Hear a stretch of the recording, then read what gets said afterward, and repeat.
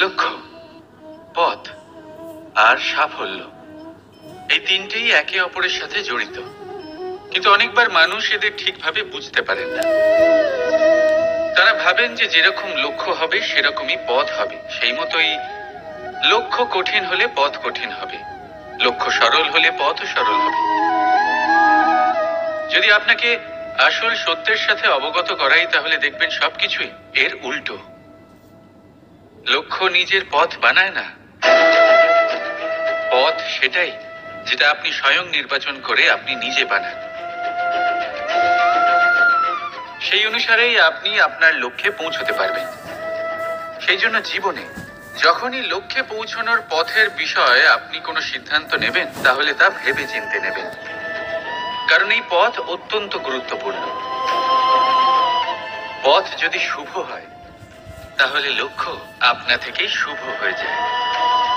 তাহলে আসুন আমার সাথে ভালোবেসে বলুন, রাধা রাধা। আপনি কখনো ময়ূরকে নৃত্য করতে দেখেছেন? কথায় আছে যে যখন ময়ূর নৃত্য করে তখন তার চোখ থেকে অশ্রু ঝরে পড়ে। সেখানেই অন্যদিকে আছে হাঁস। কথায় আছে যে এরা নাকি মৃত্যুর সময়ও কলরব করে, অর্থাৎ গান গায়। হয়তো সেই জন্যই মুক্তোর দানা হাঁস খুঁজে পায়, ময়ূর পায় না। এর একটাই সারমর্ম, জীবনে আপনি যে কাজই করুন, সে বড় হোক বা ছোট, প্রসন্নতার সাথে করুন। মনে কোনো তিক্ততা নিয়ে করবেন না, তাকে কষ্ট দিয়ে করবেন না। যদি এই বিষয়ে আপনাকে কোনো উদাহরণ দিই, তাহলে বলি একজন চিত্রকারকে দেখুন। চিত্রকার নিজের ছবি যে রং দিয়ে ভরিয়ে তোলেন, সেই রঙই প্রতিচ্ছবি হয়ে তার শিল্পকে রঙিন করে তোলে। তাই মনে রাখবেন, প্রসন্নতার সাথে যে কাজই করবেন তা অত্যন্ত ভালো হবে। আসুন আমার সাথে ভালোবেসে বলুন, রাধা রাধা। অনেক সময় মানুষ এই কথায় দুঃখ পান যে কেন বারবার তার ক্ষমতার ওপরে সন্দেহ প্রকাশ করা হয়, কেন বারবার তাকে পরীক্ষা দিতে হয়, কেন জিজ্ঞেস করে এটাই কি আমার ভাগ্য যে একাধিকবার আমার ক্ষমতা আমাকে প্রমাণ করতে হবে? মানুষ মনে করে এ হলো দুর্ভাগ্য। আমি মনে করি এ হলো সৌভাগ্য। কিভাবে? সন্দেহ কার উপরে করা হয়? সোনার বিশুদ্ধতাকে নিয়ে, লোহাকে নিয়ে নয়। বিশুদ্ধতার নিরিখে বারবার তাকে পরীক্ষা করা হয়, তামাকে করা হয় না। রত্নকারের আঘাত হীরেকে সহ্য করতে হয়, কোনো কাঁকড়কে নয়। সেই জন্য নিজের ভাবনাকে ধন্যাত্মক করে তুলুন। জীবনে যত পরীক্ষায় আসুক না কেন, হাসি মুখে তার সম্মুখীন হন, তাতে উতলা হবেন না। আর তারপর দেখবেন আপনার অন্তরের এই রত্ন আপনার জীবনকে উজ্জ্বল করে তুলবে। তাহলে আসুন আমার সাথে ভালোবেসে বলুন, রাধা রাধা। সকলে বলেন এবং আমিও বলি যে মানুষ যেমন সঙ্গে মেলামেশা করেন, সেরকমই তার স্বভাব হয়ে যায়। এ হলো সত্য, কিন্তু এটা হলো অর্ধ সত্য। হ্যাঁ, বৃষ্টির ফোঁটা যখন সাপের মুখে যায় তখন তা বিষে পরিণত হয়, তাই যখন ঝিনুকের মধ্যে যায় তখন তা মুক্তোতে পরিণত হয়। কিন্তু কোনো ব্যক্তির স্বভাব, এ হলো অত্যন্ত গুরুত্বপূর্ণ। কোনো এক ফুলের কথা ভাবুন, সেই ফুলের সাথে জড়িত সেই কাঁটাগুলোর কথা ভাবুন। সহস্র বছর ধরে সেই কাঁটা ফুলের সাথেই লেগে রয়েছে, কিন্তু আজও সেই বিধেই যায়, সেই যন্ত্রণাই দেয়, সুবাস ছড়ায় না। কেন? কারণ বিধে যাওয়া কাঁটার স্বভাব হয়। এটা বুঝে নিন। সর্বপ্রথম নিজের মনের ভাবকে বদলাতে শিখুন, তারপরই আপনার সঙ্গের প্রভাব পাল্টাতে পারে। আর যদি আপনি এরকম করেন, তাহলে আপনার জগৎ প্রশান্তিতে ভরে যাবে। তাহলে আসুন আমার সাথে ভালোবেসে বলুন, রাধা রাধা। সংসারে এমন একটা ভ্রান্ত ধারণা রয়েছে যে সবকিছু ভাগ্যের দ্বারা পাওয়া যায়, কিন্তু ভাগ্য, প্রারব্ধ, এ তো সকলের জন্যই সমান হয়। এটা তো ব্যক্তির উপরে নির্ভরশীল হয়, তার আকাঙ্ক্ষার উপরে নির্ভরশীল হয়। বাসনার উপরে নির্ভরশীল হয়, স্বভাবের উপরে নির্ভরশীল হয় যে উনি সেটা নিয়ে কি করেন। দেখুন, এই প্রসাদ প্রসাদ কিন্তু সকলকেই দেওয়া হয়, কিন্তু তা গ্রহণ করবেন কিভাবে সেটা ব্যক্তির উপরে নির্ভর করে। আপনাকে এক উদাহরণ দিই। যেমন ধরুন, দুজন মানুষকে আমি একটা করে মাটির ডেলা দিলাম, সেটা নিয়ে তারা কি করবেন।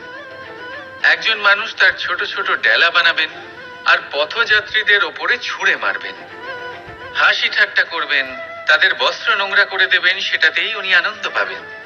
অন্যদিকে দ্বিতীয় ব্যক্তি সেই মাটির ডেলা দিয়েই নিজের জন্য একটা কুঁড়ে ঘর বানাবেন। সেই কুঁড়ে ঘর যা রোদেতে, বৃষ্টিতে, ঝড়ে তাকে সুরক্ষিত রাখবে। অনুভূতি, এই অনুভূতি বদলাতে শিখুন। এই অনুভূতি অত্যন্ত গুরুত্বপূর্ণ। ভালোবাসাতেও এই অনুভূতি হলো অত্যন্ত গুরুত্বপূর্ণ। ভালোবাসা সে বন্ধুর সাথে হোক, মা বাবার সাথে হোক, ভাই বোনের সাথে হোক, স্ত্রীর সাথে হোক, যে কারোর সাথে হোক, মনে রাখবেন এই হলো সেই অনুভূতি যা আপনার ভাগ্য নির্ধারণ করে থাকে। তাহলে আসুন আমার সাথে প্রেমের অনুভূতি নিয়ে বলুন, রাধা। আপনাকে একটা প্রশ্ন জিজ্ঞাসা করি, জল কোথায় কোথায় পাওয়া যায়? কেউ বলবেন সাগরে, কেউ বলবেন ঝর্ণাতে, সরোবরে, নদীতে। আর এই সবকটা উত্তরই সঠিক। আর এদের মধ্যে সবকটা জায়গাতেই কি পাওয়া যায়? জল। ঠিক সেইভাবেই মানুষের যে কোনো স্বরূপই হোক না কেন, তাতে বাস করেন স্বয়ং পরমাত্মাই। সেই পরমাত্মা যিনি ভালোবাসার বাণী শুনে থাকেন, ভালোবাসার ভাষা বুঝতে পারেন, তিনিই জানেন। এবার সে মাতা দেবকী হোক বা মাতা যশোদা, এই যাত্রা তো শুধুমাত্র মমতার। এবার সে রুক্মিণী হোক বা রাধা, যাত্রা সেই ভালোবাসারই। তাই শুধু ভালোবাসার উপরে মনোনিবেশ করুন, নিজের ব্যবহার প্রেমময় করে তুলুন। আপনার প্রত্যেকটা সম্পর্ক, প্রত্যেকটা বন্ধন পবিত্র হয়ে উঠবে। তাই আসুন আর আমার সাথে ভালোবেসে বলুন, রাধা রাধা। আমরা মানুষেরা কি অদ্ভুত, তাই না? যখন ভুল আমরা করি তখন আমরা চাই আপোষ করে নিতে। এই ভুলই যদি অন্য কেউ করে তখন আমরা চাই ন্যায় হোক। কেন? একই পরিস্থিতিতে দুই রকম আচরণ কেন? দেখুন, যদি আপোষ, ন্যায়, প্রতিকার বা প্রতিঘাতের বদলে আমরা শুধু এবং শুধুমাত্র প্রেম দিয়ে ভরিয়ে দিই, তাহলে না আমাদের আপোষ করে নেবার আশা থাকবে, না ন্যায় পাবার আকাঙ্ক্ষা। কারণ মানুষ আপোষ বা ন্যায় তখনই চান যখন কিছু নেবার থাকে। কিন্তু প্রেমে প্রেমে তো সবকিছু অর্পণ করে দেওয়া হয়। মনে রাখবেন, সব থেকে বড় আপোষ আর সব থেকে বড় ন্যায় শুধুমাত্র ভালোবাসা। তাহলে আসুন আমার সাথে ভালোবেসে বলুন, রাধা রাধা। আপনি কি কখনো আয়না দেখেছেন? আমাদের মধ্যে এমন কে আছেন যিনি আয়না দেখেননি? সকলেই আয়না দেখেছেন, আয়নায় নিজের প্রতিবিম্বও দেখেছেন। কিন্তু কেউ কি ভেবে দেখেছেন আয়নার পেছনে কি আছে, সেই প্রতিবিম্বের পেছনে কি আছে? দেখুন, যেভাবে এটা হয়, সেই কাচের পেছনে পারদ ধাতুর একটা স্তর দেওয়া থাকে, যে কারণে আমরা যখন দেখি তখন নিজের প্রতিবিম্ব দেখতে পাই। অর্থাৎ এই কাঁচ এমন ভাবে তৈরি করা হয় যে আলোর প্রকাশ যেদিক থেকে আসে সেই দিকেই আবার ফিরে যায়। সেই জন্যই এটাকে আয়না বলা হয়। এটাই হলো সবার জীবনেরও সত্য। যদি আমরা আমাদের সম্পূর্ণ মনোযোগ শুধু লক্ষ্যের দিকে কেন্দ্রীভূত করি, এদিক ওদিক বিক্ষিপ্ত না হই, তাহলে না শুধু আমরা নিজের লক্ষ্য প্রাপ্তিতে সফল হব, বরং আমরা অন্যের পথপ্রদর্শক হিসেবেও সাফল্য পাব। তাহলে আপনি কি হতে চাইবেন এমন একজন ব্যক্তি? সিদ্ধান্ত আপনার। রাধা। পাওয়া এবং হারিয়ে ফেলা, এই দুই হলো জীবনের অভিন্ন অঙ্গ। আমরা যেমন কিছু পেয়ে থাকি তেমন কিছু হারিয়েও থাকি, কিছু স্বপ্ন সার্থক হয়, আবার কিছু লক্ষ্য অপূর্ণই থেকে যায়। জীবনে এটা হয়েই থাকে, প্রত্যেকের জীবনেই এটা হয়ে থাকে। কিন্তু কারোর সাথে দেখা হলে আমরা কি ধরনের কথা বলি?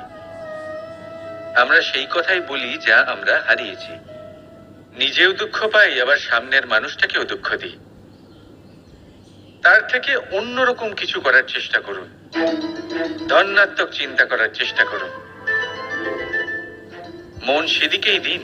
স্মরণ শুধুমাত্র তাকেই করুন, গুরুত্ব তাকেই দিন যিনি আপনার কাছে রয়েছেন। যিনি আপনার কাছে নেই তার আশায় কষ্ট কেন পাচ্ছেন আপনি? সেগুলিকেই প্রাধান্য দিন যা আজ এখন বর্তমানে আপনার কাছে রয়েছে। যেমন আমি কংস মামাকে স্মরণ করি না, যিনি আমার ছেলেবেলা নষ্ট করে দিয়েছেন। আমি স্মরণ করি আমার যশোদা মাকে, আমার বলরাম দাদাকে, আমার রাধাকে, যারা আমার জীবনকে ভরিয়ে তুলেছেন। আপনিও ঠিক এটাই করুন আর আমার সাথে ভালোবেসে বলুন, রাধা। ভাবনা, এই ভাবনা সত্যি হয়ে সামনে আসে, এটা হলো কঠোর সত্যি। কারণ ভাবনাই হলো সেই বীজ যা সত্যরূপী সেই চারাকে জন্ম দেয়, তাকে বিকশিত করে। এবার ভাবুন, যদি এই বীজ কাঁটা গাছের হয় তাহলে তা ছায়া দেবে না, তা শুধুই কাঁটা প্রদান করবে। সেইখানেই যদি এই বীজ বট গাছের হয় তাহলে তা এমন এক গাছে পরিণত হবে যা অনেক বছর ধরে অনেক মানুষকে ছায়া প্রদান করবে, পাখিদের বাসা হবে। সেইভাবেই এই ভাবনা, যদি এই ভাবনা নিচু মানের হয় তাহলে আপনাকে আশঙ্কিত করবে। যদি এই ভাবনা উচ্চ মানের হয় তাহলে আপনাকে সমাধান দেবে। সেই জন্য ভেবেচিন্তে নিজের এই ভাবনা চয়ন করুন। এই ভাবনা আপনাকে আশঙ্কাও দিতে পারে, সমাধানও দিতে পারে। কি নির্বাচন করবেন আপনি? শঙ্কা নাকি সমাধান? নিচু মানের ভাবনা নাকি বড় মাপের ভাবনা? সিদ্ধান্ত আপনার। আসুন আমার সাথে ভালোবেসে বলুন, রাধা।